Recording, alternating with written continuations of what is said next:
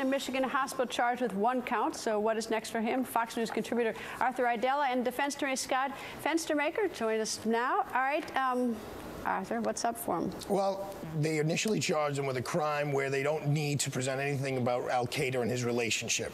On that crime alone, it's 20 years he's facing. The key is for them to prove the link to al-Qaeda. Then they charge him with the using a weapon of mass destruction, and that's where the life imprisonment without the possibility of parole comes in. So that's really what the prosecutors are looking for.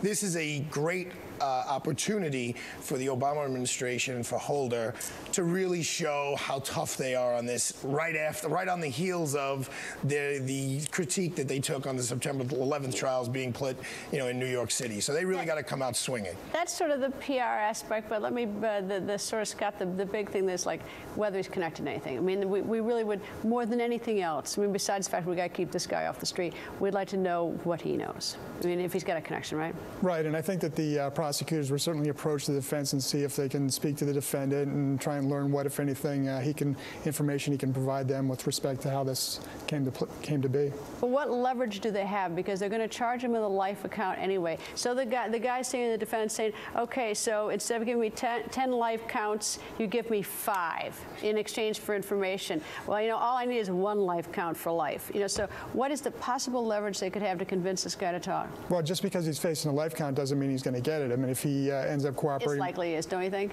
It's not necessarily if he cooperates. I think if he cooperates, he can get a pretty good deal. Yeah, like 60 years.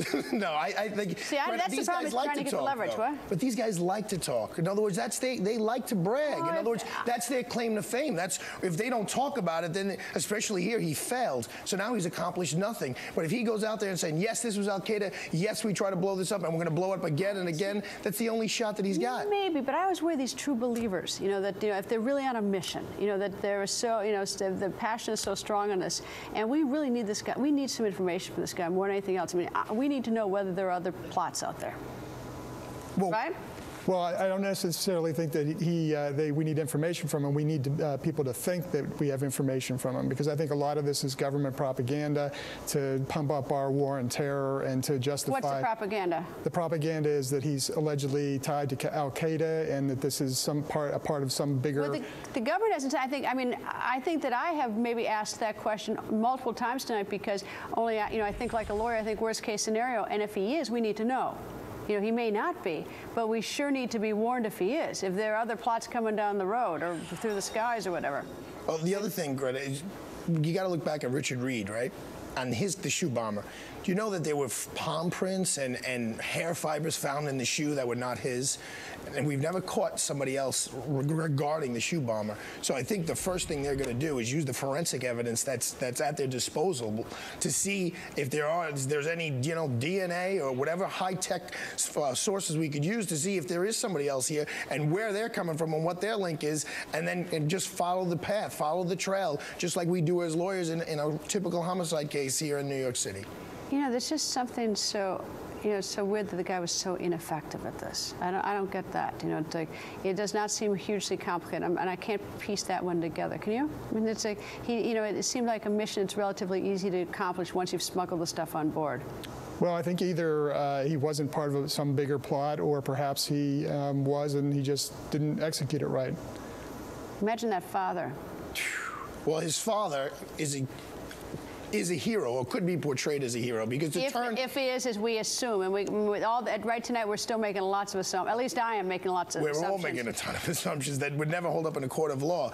But at this point, if the dad really did do what he did, then what you were saying earlier, Greta, is right on the mark. This was a breakdown in the whole system. I mean, you have all of the earmarks of somebody. I mean, I travel as often like you do. You see some 90-year-old lady going through the metal detector and they're strip searching her, basically. A guy like this, how did this happen?